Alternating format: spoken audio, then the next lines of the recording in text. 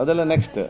ಈಗ ಫಸ್ಟ್ ನಾವು ರೋಗ ಏನಂತ ನೋಡೋದು, ಮತ್ತು ಅದಕ್ಕೆ ಮದ್ದು ಕೊಡೋದು. ಈಗ ನಾವೇ ಸ್ಟಾರ್ಟಿಂಗ್ ಅಲ್ಲ, ಈಗ ನಾವು first is we are finding out, ಮನೆ ಮನೆಗೆ ಹೋಗಿ.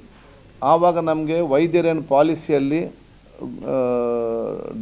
ಡೂ ಆ್ಯಂಡ್ ಡೋಂಟ್ಸ್ ಏನಿದೆಯಾ ಅವ್ರಿಗೆ ಮನೆ ಮೇಲೆ ಮಾಹಿತಿ ಕೊಡ್ತೇವೆ. ಈ ಒಂದು ಕಾಲಘಟ್ಟದಲ್ಲಿ ನಿಮ್ಮ ಊಟದ ವ್ಯವಸ್ಥೆ ಹೇಗಿರಬೇಕು, ನಿಮ್ಮ ಜೀವನ ಎಕ್ಸಸೈಸ್ ಹೇಗಿರಬೇಕು, ನೀವು ಎಷ್ಟು ಗಂಟೆ ನಿದ್ದೆ ಮಾಡಬೇಕು, ಯಾವ ವಿಚಾರ ಇರಬೇಕು, ಇದೆಲ್ಲ ಏನವರ ಮಾಹಿತಿ ಎಲ್ಲ ಕೊಡ್ತೇವೆ.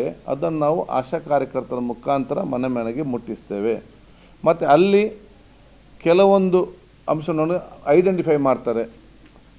ಈಗ ಒಬ್ಬರ ಹತ್ರ ಬಂದು ಹೇಗೆ ಏನಂತೆಲ್ಲ ಕೇಳಿಕೊಂಡಾಗ ಅವರಿಗೆ ಒಂದು ಅಂದಾಜು ಸಿಗ್ತದೆ, ಇವರು ಈ ಒಂದು ಮೆಂಟಲ್ ಸ್ಟ್ರೆಸ್ಸಿಗೆ ಒಳಪಟ್ಟವರಿದ್ದಾರೆ.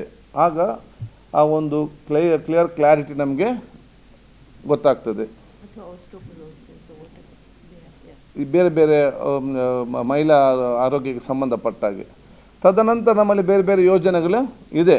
ನೀವೆಲ್ಲ ಕೇಳೋ ಪ್ರಶ್ನೆಗೆ ಅದು ಹೀಗೆ ಅದನ್ನು ಹೇಳಲಿಕ್ಕೆ ಹೋಗೋದಿಲ್ಲ. ಎಲ್ಲ ಹೀಗೆ ಹೇಳಿದರೆ ಮತ್ತು ನೆಕ್ಸ್ಟ್ ನಾನಿಂದ ಹೇಳಲಿಕ್ಕೆ ಸಾಧ್ಯ ಆಗ್ತದೆ.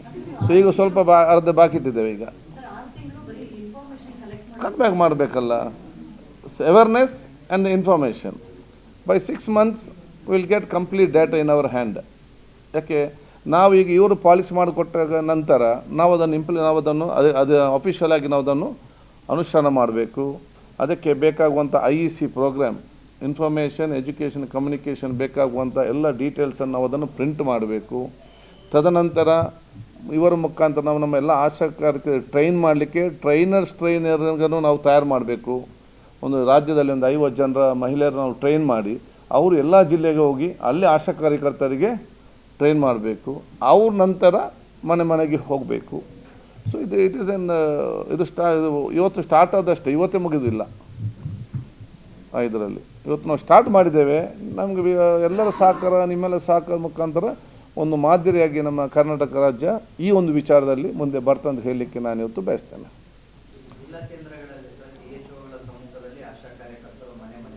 ನಾನು ಈಗಲ್ಲ, ಅದು ನೆಕ್ಸ್ಟ್ ಅದಾಗ ಹೇಳ್ತೇನೆ. ನಾನು ಈಗ ನಾನು ಪಾಲಿಸಿ ಆಗಲಿಲ್ಲಲ್ಲ, ಅದಾಗ ಬರ್ತೇನೆ. ಕ್ಯಾಲ್ಕುಲೇಷನ್ ನೋಡಿ, ಇವರೆಲ್ಲ ದೇ ಆರ್ ಎಕ್ಸ್ಪರ್ಟ್ಸ್. ಅವರು ನಮಗೊಂದು ಚೆಕ್ ಲಿಸ್ಟ್ ಕೊಡ್ತಾರೆ. ಆ ಚೆಕ್ ಲಿಸ್ಟನ್ನು ಟ್ರೈನಿಂಗ್ ಮಾಡಿ ನಾವು ಆಶಾ ಅವ್ರು ಮನೆ ಮನೆಗೆ ಹೋಗ್ತಾರೆ. ಮನೆ ಮನೆಗೆ ಬಂದು ನಿಮ್ಮ ಮನೆಗೆ ಬಂದು ನಿಮ್ಮ ಮನೆಯವ್ರ ಹತ್ರ ಕೇಳ್ತಾರೆ, ಈ ರೀತಿ ಇದೆ ಆರೋಗ್ಯ, ಈ ರೀತಿ ಆರೋಗ್ಯ, ಈ ರೀತಿ ಆರೋಗ್ಯ, ಎಲ್ಲ ಏಜಿಂದ ಹಿಡಿದು ಎಲ್ಲ ಕೂಡ ಇದರಲ್ಲಿ. ಆವಾಗ ಅವರಿಗೆ ಒಂದು ಅಂದಾಜು ಡಾಕ್ಟ್ರಿಗೆ ಸಿಗ್ತದೆ, ಎಷ್ಟು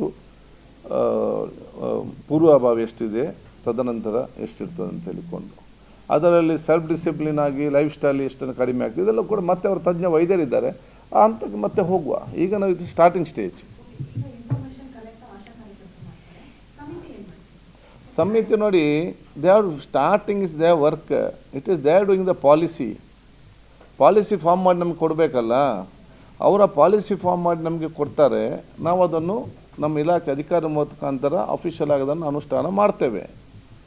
ಇದರಲ್ಲಿ ನಮ್ಮ ಸಂಸದರು ಅದಕ್ಕೆ ಬೇಕಾಗುವಂಥ ಪ್ರಚಾರ ಕೊಡ್ತಾರೆ.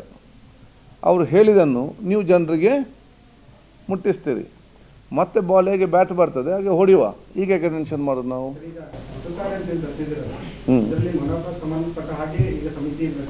ಹೌದು.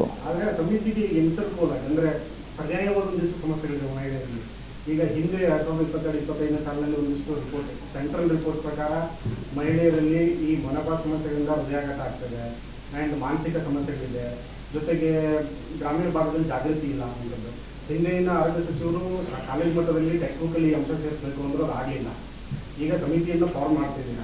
ಬಟ್ ಈ ಸಮಿತಿ ನಿಮಗೆ ರಾಜ್ಯದ ಸ್ಥಿತಿಗತಿಗಳ ಅಷ್ಟೇ ವರದಿ ಕೊಡುತ್ತಾ ಅಥವಾ ಇತರೆ ಕಾಯಿಲೆಗಳ ಬಗ್ಗೆಯೂ ಕೂಡ ರಿಪೋರ್ಟ್ ಕೊಡುತ್ತಾ? ಡಾಕ್ಟ್ರಲ್ಲಿದ್ದಾರೆ.